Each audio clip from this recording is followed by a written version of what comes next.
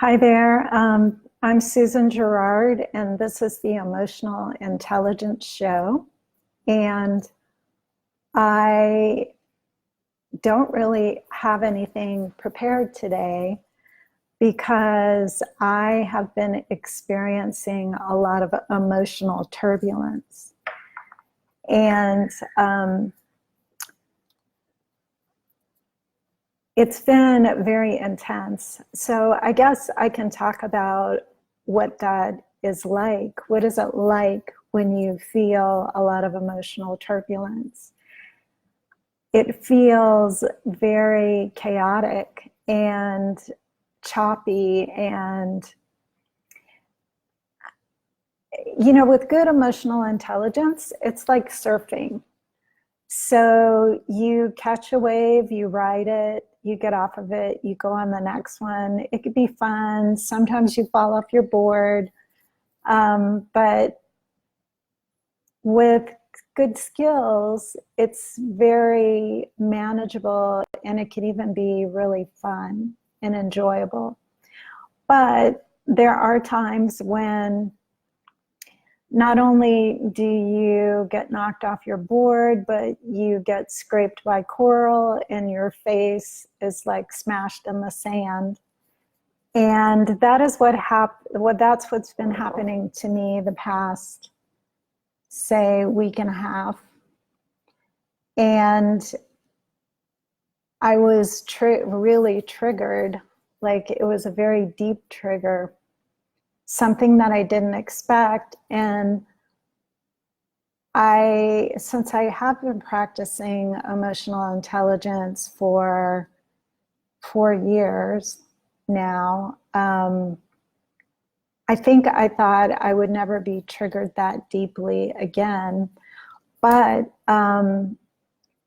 what happened to me recently was very reminiscent of one of the biggest triggers I've ever had, and that is feeling rejected by my parents and by my ex-husband. And so it was quite a shock.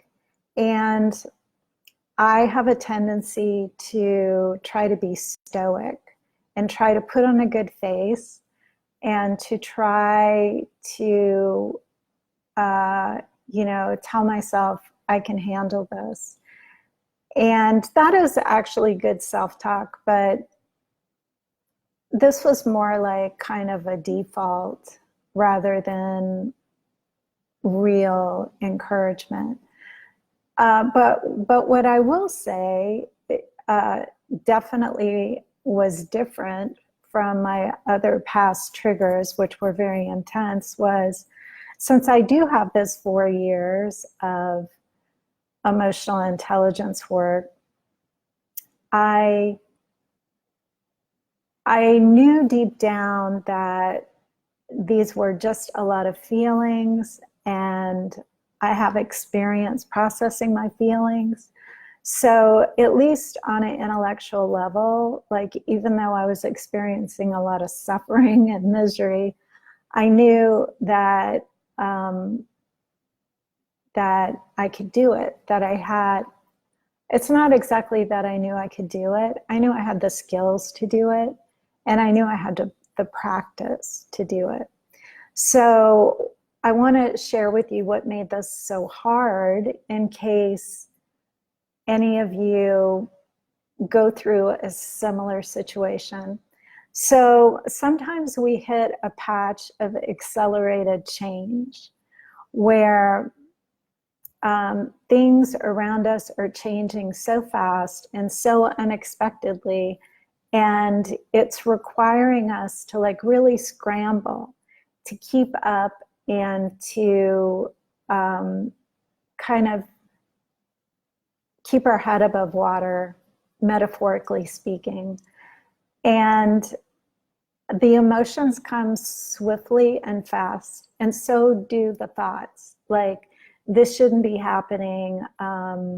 This isn't fair. This person is wrong. I'm right, et cetera, et cetera. It could just go on, and sometimes it did.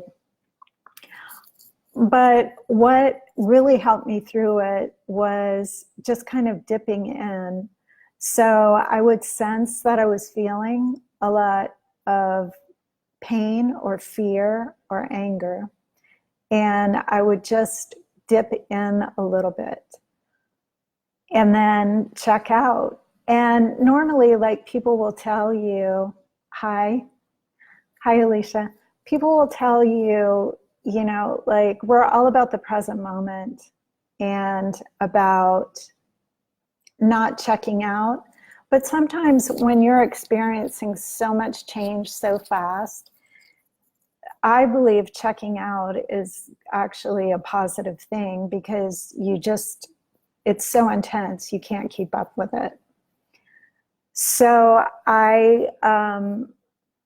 what I learned from this experience is just to feel like, normally in emotional intelligence work, you can feel a feeling through and that's it. As soon as you turn your attention to it, it starts to dissipate, and after your cortisol drops, then you have good ideas and you know what to do.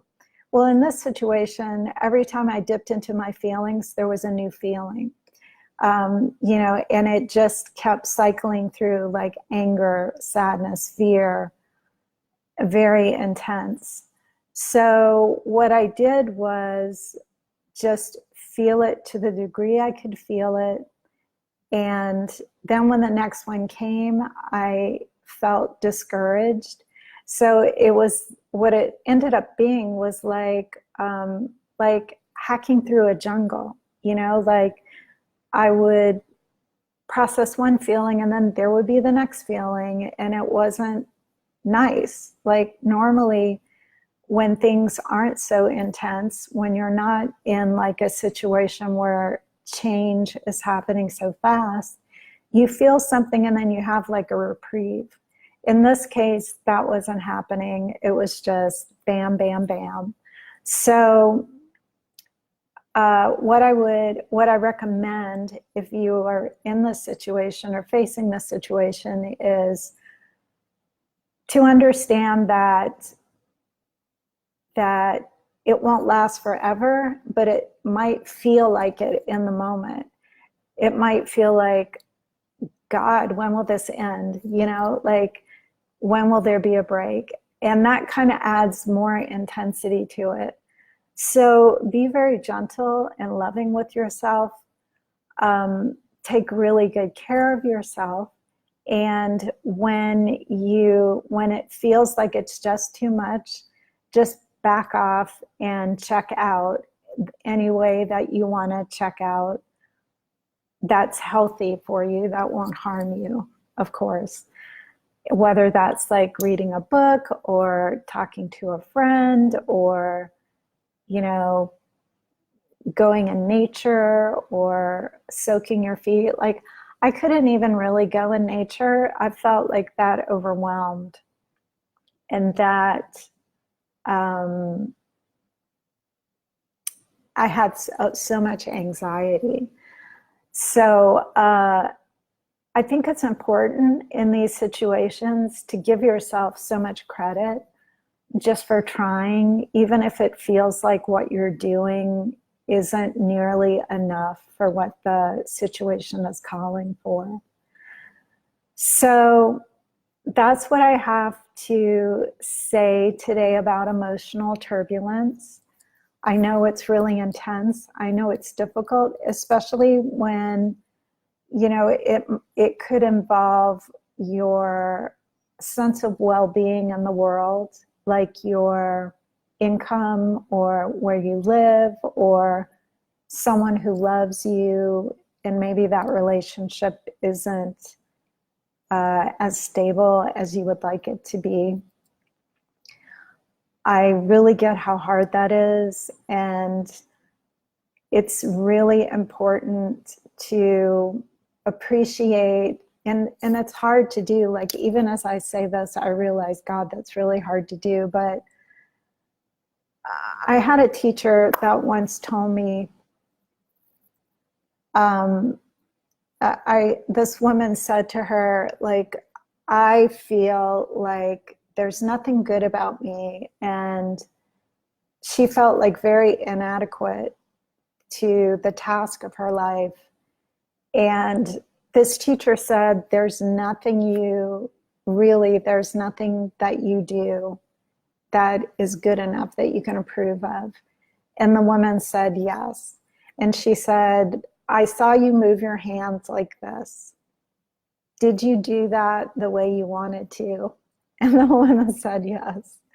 And so that is something I remember in those times that are really intense. It's like, I brushed my teeth. And in the contents of that situation, that subjective situation, that is a huge accomplishment. Anybody looking at you wouldn't think it was, but if they knew what you were trying to grapple with, if they knew what you were trying to process, they would be cheering you on.